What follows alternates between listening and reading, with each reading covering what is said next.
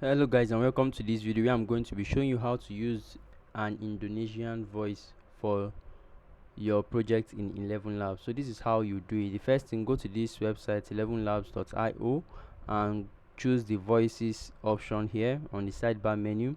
Then the next step is to click on the collections section and scroll down to the language options here and choose Indonesian pack.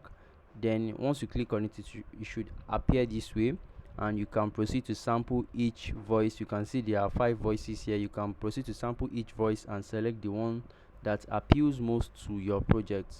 Once you are done with selecting, you can click on add to add it to the my voices section, and then you can proceed to edit your project from there. So this is how to use an Indonesian voice on 11labs. If this video has been helpful to you, please leave a comment below and subscribe. Thank you very much and do have a great day.